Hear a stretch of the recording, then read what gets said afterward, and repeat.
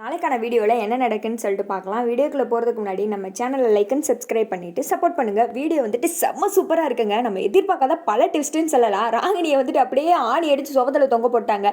இனி இந்த ஃபோட்டோ இருக்கலாமா வேணாமா அப்படின்னு சொல்லிட்டு முடிவெடுக்கிற நிலமையில கொண்டு வந்து விட்டாங்கன்னு தான் சொல்லணும். ஃபஸ்ட்டு சீனில் வந்துட்டு இந்திராவும் காவியாவும் பேசிகிட்டு இருக்காங்க. எனக்கு என்னமோ ரொம்ப பயமாக இருக்கு இந்திரா, பிரச்சனை எதுவும் வந்துருமா அப்படின்னு சொல்லிட்டு காவியா சொல்லிட்டு இருக்கேன். அதெல்லாம் ஒன்றும் ஆகாதுக்கா, நீ எதுக்கும் பயப்படாத, அதான் நான் இருக்கலை அப்படின்னு சொல்லிட்டு இருக்கேன். அந்த இடத்துக்கு டக்குன்னு வந்துட்டு ஹேமா வர்றாங்க. ஹேமா பார்த்தது ரெண்டு பேர் அப்படியே அமைதியாயிராங்க. ஹேமா முறைச்சிட்டே வந்துட்டு பக்கத்தில் நின்றுக்கிட்டு இருக்காங்க. அப்போ வந்துட்டு அக்கா அப்படின்னு சொல்லிட்டு இந்திரா கூப்பிட போக, ஏன் இந்திரா நீ பேசாதான் அமைதியாயிரு அப்படின்னு சொல்லிட்டு காவியா சொல்ல, திடீர்னு ரெண்டு பேரும் கக்க புக்கன்னு சிரிக்க ஆரம்பிச்சிடுறாங்க. ஹேமாவும் இந்திராவும் சேர்ந்துக்கிட்டு. அதை பார்த்ததும் காவியாக்கே பயங்கரமான ஷாக். ஏன்னாடா இது ரெண்டு பேரும் நல்லா தானே இருந்தாங்க, திடீர்னு கக்க புக்கன்றாங்களே அப்படின்னு சொல்லிட்டு பார்த்துட்டு இருக்காங்க. எப்படி இருந்துச்சுன்றா என்னோட பெர்ஃபார்மன்ஸ் அப்படின்ற மாதிரி சொல்ல, அக்கா கலக்கிட்டீங்க போங்க, பின்னி படல் எடுத்துட்டீங்க அப்படின்ற மாதிரி சொல்ல, என்னது ஆக்டிங்கா அப்படின்றாங்க. ஆமாம், இவ்வளோ நாள் நாங்கள் போட்டது எல்லாமே வெறும் ஆக்டிங் தான், அதுக்கு ஸ்கிரிப்ட் ரைட்டரே நம்ம இந்திரா தான் அப்படின்ற மாதிரி சொல்ல, இந்திரா வந்துட்டு சிரிக்கிறாங்க.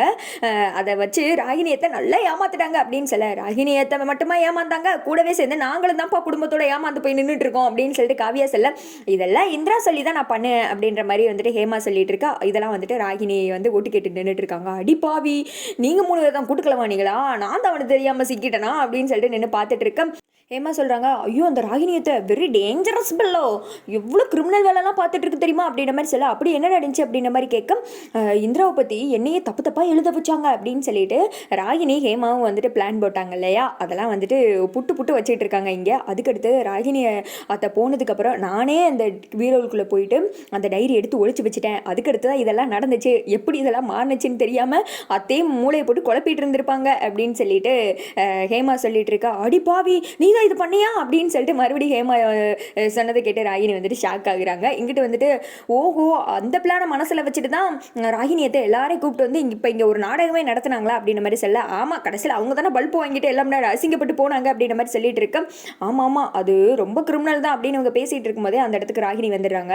ஓ ஹேமா, இவங்க கூட சேர்ந்துட்டு தான் இந்த ஆட்டம் ஆடிக்கிட்டு இருக்கியா, உன்னை போய் நான் நம்பின பாரு அப்படின்ற மாதிரி சொல்ல, அத்தை இங்கே பாருங்க, இது எல்லாத்துக்கும் காரணம் நான் தான், நீங்கள் தானே சொன்னீங்க அம்பு முக்கியம் இல்லை, அது எழுதுறவங்க தான் முக்கியம்னு அப்படின்ற மாதிரி சொல்ல, ஆமாம் இந்த வெத்து ஹேமாவெல்லாம் ஒரு ஆளு நம்பி அவ கூட சேர்ந்து நான் செட்டு சேர்ந்த மாதிரி என்ன சொல்லணும், அது மட்டும் கிடையாது இந்திரா, உன்னை நான் சும்மா விட மாட்டேன், இவ ஒரு ஆளுன்னு இவகிட்ட பிளான் போட்டு எல்லாம் முன்னாடி என்னை அசிங்கப்படுத்திட்டேல, உன்னை நான் என்ன பண்ணுறேன் பாரு, உங்கள் மூணு பேரும் தொலைச்சு கட்டுறேன் அப்படின்ற மாதிரி சொல்ல, இங்கே பாருங்க கொஞ்சம் அமைதியாக இருங்க, இனிமேல் இப்படிலாம் சவால் விட்டுக்கிட்டு இருந்தீங்கன்னு வச்சுக்கோங்க, நீங்களாம் ஒன்றுத்துக்குமே ஆக மாட்டீங்க, சும்மா வீட்டில் இருந்தோமா சாப்பாடை சாப்பிட்டோமா ஒரு மூலையில் இருந்துட்டு குப்பையை கூட்டிகிட்டு போயிட்டே இருங்க, அதை விட்டுட்டு எங்களை நோண்டுறோம் இந்த குடும்பத்தை நோன்றேன்னு என்னத்தையாவது பண்ணிட்டு இருந்தீங்கன்னா பின் விளைவு உங்களுக்கு தான் அப்படின்ற மாதிரி சொல்ல, பார்த்துக்கிறேன்டி, உங்களை எப்படி கையாளணுமோ நான் அப்படி பார்த்துக்கிறேன், இருக்குடி ஹேமா இவ கூட செட்டு சேர்ந்துட்டியா இரு உனக்கு அப்படின்ற மாதிரி சொல்லிட்டு ராகினி கிளம்பிற, ஐயோ எனக்கு ரொம்ப பயமாக இருக்குது, இவங்க ரொம்ப மோசமானவங்க அப்படின்னு சொல்லிட்டு ஹேமா சொல்ல, அக்கா எதுக்கும் பயப்படாதீங்க, எல்லாத்தையும் நான் பார்த்துக்கிறேன், நீங்கள் வந்துட்டு நல்லா இருங்க அதுவே போதும் அப்படின்ற மாதிரி சொல்லிட்டு இவங்க வெளியில் வராங்க.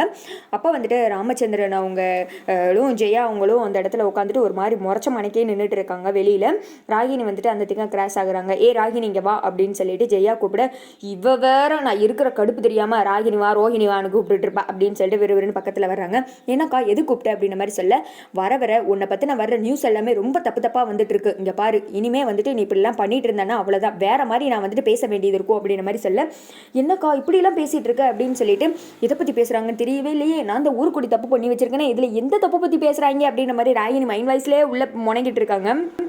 நீ ஆரம்பத்துலேருந்து இப்போ வரைக்கும் எவ்வளவோ தப்பு பண்ணியிருக்க, ஆனால் அதெல்லாம் நான் பொறுத்துட்டு இருக்கேன், ஏன் அப்படின்னா உன் வாழ்க்கையில் நடந்த சில கசப்பான சம்பவங்கள் மனசில் வச்சு தான், அது உனக்கே தெரியும், எல்லாரும் வந்துட்டு உன்னை ஒரு மாதிரி பேசினாலும் நான் விட்டு கொடுக்காம தான் இருக்கேன் அப்படின்ற மாதிரி சொல்ல, ஆமாக்கா அதெல்லாம் தெரிஞ்ச கதை தானே, அது எதுக்கு இப்போ சொல்லிட்டு இருக்க அப்படின்ற மாதிரி சொல்ல, எல்லாம் காரணமாக தான், இனிமேலாவது ஒழுங்காக இருக்கிற வழியை பாரு அப்படின்ற மாதிரி சொல்ல, அக்கா என்னை பற்றி யாரோ உங்களுக்கு தப்பாக சொல்லியிருக்காங்கன்னு நினைக்கிறேன் அப்படின்னு சொல்லிட்டு அந்த மூணு நம்ம மருமகளை பார்த்து சொல்ல, அவங்க வந்துட்டு அங்கே பாரு புழுவு இங்கே பாரு பூச்சி அப்படின்ற மாதிரி அவங்க வந்துட்டு விளையாண்டுட்டு இருக்காங்க. ராகினியை பற்றி கிண்டல் அடிச்சுட்டு, யார் பேச்சையும் கேட்டு பேசுகிறவ ஒன்றும் இந்த ஜெயா கிடையாது, உனக்கே தெரியாது, நான் ஒன்றும் சின்ன குழந்தை கிடையாது, என் காதுக்கு வந்து நியூஸ் உண்மையா இல்லையான்னு எல்லாத்தையும் தெரிஞ்சுட்டு தான் பேசிகிட்டு இருக்கேன், இது இந்த வீட்டில் வேற யாராவது செஞ்சுருந்தாங்கன்னு வை, என்னோட நடவடிக்கையே வேற மாதிரி இருந்திருக்கும், நான் வந்துட்டு எடுக்கிற முடிவோ அதை விட பயங்கரமாக இருந்திருக்கும், நீன்றதுனால தான் இந்த இடத்துல நான் பொறுமையாக பேசிகிட்டு இருக்கேன். இனிமேலாவது திருந்தி வாழ்கிற வழியை பாரு.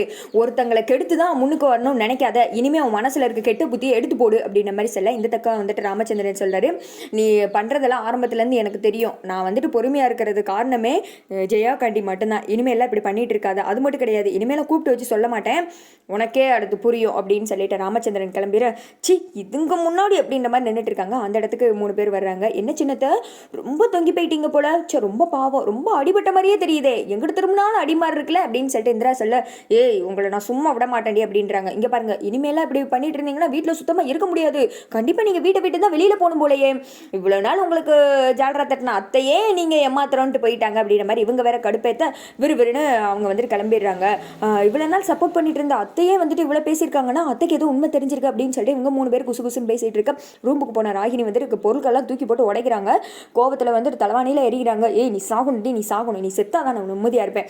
என் வாழ்க்கையில் வந்துட்டு நான் இவ்வளோ மோசமான நிலையை நிற்கிறது காரணமே நீ தான். நான் பாட்டுக்கு மனசுக்கு பிடிச்சவனை கல்யாணம் பண்ணிட்டு சந்தோஷமாக இருந்திருப்பேன். அதை விட்டுட்டு எவனோ ஒருத்தனை கொண்டு வந்து எனக்கு கட்டி வச்சு என் வாழ்க்கையை சீரழிச்சதே நீ தான். இப்போ நான் இந்த இடத்துல வந்துட்டு எப்படி அவமானப்படுறேன்னா அது காரணம் நீ தான். நீ சாகணும். பேசாமல் வெற்றிக்கு வச்ச அந்த பாய்சனை அக்காவுக்கு வச்சிட வேண்டியதான். நல்ல ஏசியில் சுவாசிச்சுட்டு படுத்து சாகட்டும். காலையில் வந்துட்டு எந்திக்கவே கூடாது. சாகட்டும் சாகட்டும், அவன் செத்தாக தான் நான் நிம்மதியாக இருக்க முடியும். என்னையே நீ பக்கச்சிட்டு இல்லக்கா, உன்னை நான் விட மாட்டேன். இனிமேல் என்ன அக்கா நோக்கானே. ஏய் ஜெயா, எனக்கு எதிரியே நீ தாண்டி. என்ன இவ்வளோ நாள் இந்திரா மட்டும் தான் எதிரின்னு நினச்சிக்கிட்டு இருந்தியா? எனக்கு எதிரியே நீ மட்டும்தான். நீ சாகணும், நீ செத்துரு பேசாமல், உன்னை கொல்லாமல் விட மாட்டேன்டி அப்படின்னு சொல்லிட்டு பயங்கரமாக இங்கே வந்துட்டு பிளான் போட்டுட்டு இருக்காங்க. ஒரு மாதிரி டென்ஷனில் ராகினி. ஒரு வேளை இந்திரா சீரியல் முடிய போகிறதுனால ராகினியை மறுபடியும் இப்படி வந்துட்டு கெட்டவளா எல்லாருக்கும் வந்துட்டு தெரியப்படுத்துகிறாங்களோ அப்படின்ற மாதிரி தோணுது. நீங்கள் என்ன நினைக்கிறீங்க அப்படின்னு சொல்லிட்டு கமெண்ட் பண்ணுங்கள்.